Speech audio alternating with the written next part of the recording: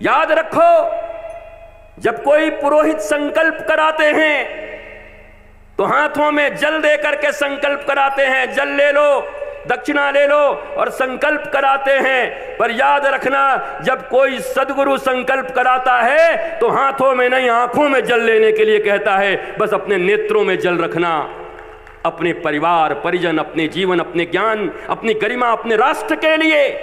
तुम्हारा जीवन सुंदर हो, राष्ट्र का जब होगा तब देखेंगे, क्योंकि राष्ट्र की पहली इकाई तुम हो।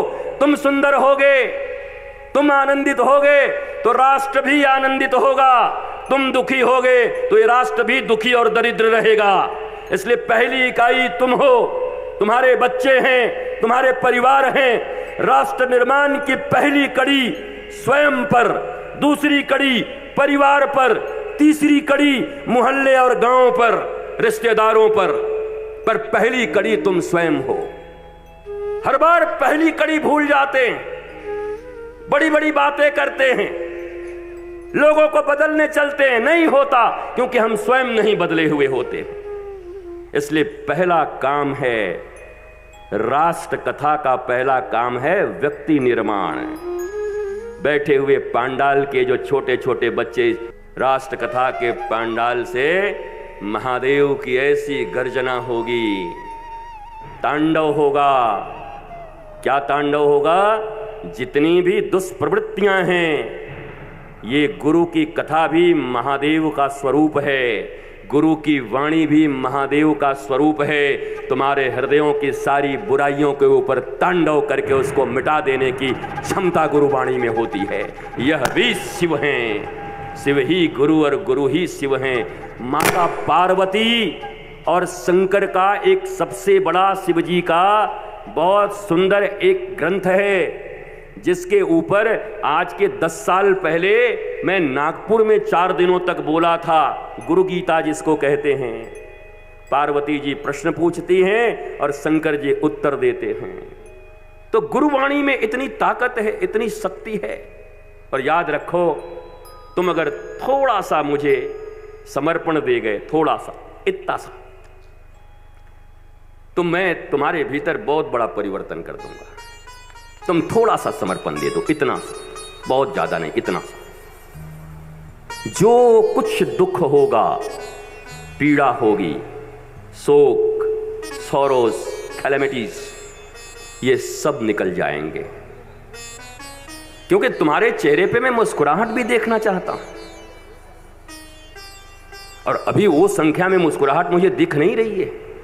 आगे वाले तो 2-4 कुछ मुस्कुरा भी रहे हैं कि ऐसे नहीं कि कुछ बोल दे हमारे ऊपर, लेकिन पीछे वाले तो मुंह ऐसे ही किए हुए लंबा पूरा कि तुम जितना भी बोलो हमारा 1 फीट का मुंह रहेगा।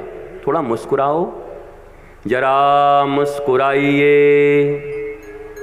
मंथरा को दूर भगाइए। आसपास में कोई मंथरा हो तो हट जाइए, अब मंथरा न भागे तो स्वयं भाग जाइए। अब मंथरा का असर पड़ चुका हो तो सदगुरु के शरण में आ जाइए। पर जरा मुस्कुराइए, एक बार मुस्कुराओ यार। गौरव जिन चीजों पर होना चाहिए उन्हें करना ही चाहिए। छोटी छोटी बातों पर गौरव करोगे ना तो और गौरवान्वित होने का मन करेगा। उदासीन नहीं रहना, जीवन में हमें उदासीन नहीं रहना है। हर एक क्षण का आनंद लेना है, हर एक पल का आनंद लेना है। ये नहीं कि कल लेंगे, परसों लेंगे, ये हो जाएगा, आज और अभी लेंगे, इसी वक्त आनंद लेंगे। महाराज दिलीप की उस दिव्य भावना के ऊपर प्रसन्न होकर उन्हें आशीर्वाद मिला गुरु का। गौ माता को बचाने में सफल रहे, जो परीक्षा लिया गया उस परीक्षा में सफल हुए, और फिर उस कुल की कीर्ति चाहे जब तक ये पृथ्वी रहेगी, ये पक्का पता है, जितना AI आ जाए, कुछ भी आ जाए, पर भगवान राम की कीर्ति, इस कुल की कीर्ति कभी मिट नहीं सकती। ये कीर्ति सदा बनी रहेगी, क्योंकि इसमें ऐसे ऐसे पूर्वज रहे हैं। और मुझे बड़ा अच्छा लगा कि प्रथम दिन की कथा ही महाराज दिलीप के दर्शन से और नंदिनी माता के दर्शन से प्रारंभ हुआ। वहाँ यज्ञ भी हो रहा है। ये भावना जब जब उन्हें देखें, यहाँ बच्चे आप सब भी जो स्कूल में रहते हैं, तो आप भी जब जब देखें तो इस भावना को सदा याद करें। वाह वाह वाह वाह, ऐसे महाराज जिन्होंने अपने गुरु के कहने मात्र से अपने शरीर का परित्याग करना उचित समझा, सिंह को दान करने के लिए सोचा, क्योंकि समर्पण के बिना तो इस संसार में कुछ भी प्राप्त नहीं होता। एक शराब पीने वाले को भी शराब पाने के लिए मेहनत करना पड़ता है।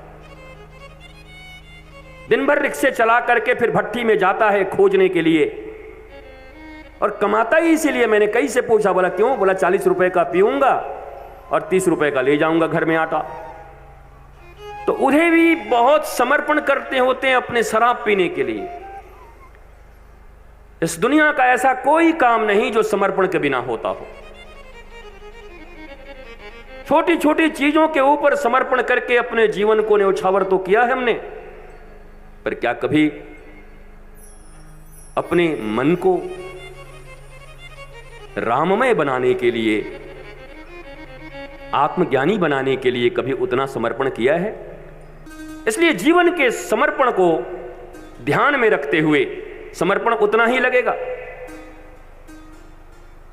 निकृष्ट से निकृष्ट चीजों को, नश्वर से नश्वर चीजों की प्राप्ति के लिए भी जितना परिश्रम और समर्पण लगता है, उतने ही समर्पण में जीवन का शाश्वत सुख, जीवन का आनंद और ज्ञान जो तुम्हें प्राप्त हो जाएगा, उतना ही समर्पण लगता है। तो इतना कच्चा सौदा क्यों करते हो? छोटी छोटी चीजों के लिए अपने जीवन को तपा देते हो। इसको तुम्हें बता के रहूंगा, इसको तुम्हें मार के रहूंगा, इसको तुम्हें गाली दे के रहूंगा, ये तुम्हें खरीद के रहूंगा, 16 मॉडल तुम्हें ला के रहूंगा। इतनी छोटी छोटी बातों पर इतना अपना आयुष्य गंवा रहे हो। एक एक श्वास की कीमत समझते हो?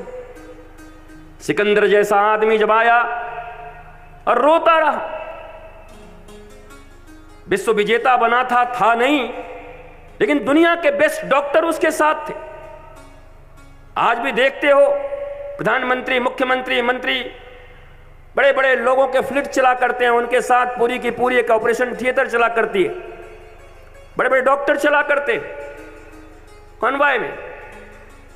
तो सिकंदर के लिए सोचो कि उस जमाने के सबसे बड़े बड़े डॉक्टर,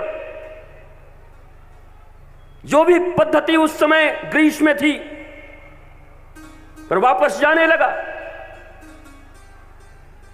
और खून की उल्टियां होने लगी, डिसेंट्री हो गई। तो अपने डॉक्टरों से कहा मुझे बस 3 दिन बचा लो, 3 दिन में हम पहुंच जाएंगे। उसकी भी 2 भावनाएं थी कि एक तो मैं जहां का हूं और एक मैं अपनी मां के गोद में सर रख के मरूं। न जाने कितनी माओं के गोद के लालों को छीन लिया था उसने, कितनों को अनाथ बना दिया था। विश्व विजय करने का ऐसा पागलपन चढ़ा था कि मनुष्यों को घास मूली की तरह काटता चलता था। लेकिन जब स्वयं के जीवन पर आई, तरसने लगा, बोला मैं आधा राज्य दे दूंगा, मुझे 3 दिन बचा लो। डॉक्टरों ने कहा तुम 3 दिन की बात करते हो राजा, 3 क्षण भी बचना मुश्किल लगता है, तुम्हारी नाड़ी उल्टी चल रही है। और जब कहा कि अब कुछ क्षण बचे हैं, तो सिकंदर ने कहा मंत्रियों को बुलाओ। बोला मेरा जब अंतिम संस्कार हो तो 2 काम करना, कॉफीन में मुझे ले जाओगे। उनके मत में जब कोई मरता है तो बक्से में बंद करके कॉफीन बोलते हैं, उसको कॉफीन में ले जाओगे। बस एक ही काम करना, मेरे दोनों हाथ बाहर रखना। महामंत्री ने पूछा ऐसा क्यों? ये तो आपके नियम में नहीं है, पूरा का पूरा बंद होके जाना है। बोला मैं राजा हूं, मैं आज्ञा देता हूं, और मेरे कॉफिन को उठाकर चलने वाले ये यही डॉक्टर हैं जो दुनिया के बेस्ट डॉक्टर मेरे साथ चल रहे हैं। लोगों ने पूछा इसका मकसद क्या है? तो सिकंदर ने रोते हुए कहा मैं अपने देशवासियों और दुनिया वालों को यह संदेश देना चाहता हूं कि जो सिकंदर दिन रात एक पल भी चैन से जीवन न जिया, वहां चढ़ाई करनी, वहां मारना, उसको करना, जब उसकी मौत आई तो उसको पता भी न चला, और जब मौत आई तो दुनिया को जीतने वाला सिकंदर लोग ये देखें कि जिसने अपनी पूरी जिंदगी, अपनी पूरी सांसें, धड़कन गंवा दिया, क्योंकि चैन में तो नहीं रहा वो सिकंदर भी जब जा रहा है तो कॉफिन से हाथे बाहर करके रखना कि दोनों हाथ खाली हैं और दुनिया के सबसे बड़े डॉक्टरों के कंधे पर जा रहा है, अर्थात जान बचाने वाला कोई नहीं है। इसलिए जब तक जिंदगी मिली है तब तक धर्म के पथ पर चलते हुए अपने जीवन में भी आनंदित रहो और अपने आसपास रहने वाले लोगों को भी आनंदित करो। यही जीवन का परम लक्ष्य होना चाहिए। ये प्राप्तियां काम नहीं करेंगी और तुम छोटी छोटी चीजों में अपने जीवन को गंवाते हो। थोड़ा सा गुस्सा होते हो, थोड़ा तुम्हारा कोई, हमारी बेइज्जती हो गई, हमारे लिए उसने ऐसा कह दिया, अरे कुछ तो लोग कहेंगे, लोगों का काम है कहना, छोड़ो बेकार की बातों में कहीं बीत न जाए रहना। तू कौन है, तेरा नाम है क्या, सीता भी यहां बदनाम हुई, फिर क्यों संसार की बातों से भीग गए तेरे नैना। कुछ तो लोग कहेंगे, लोगों का काम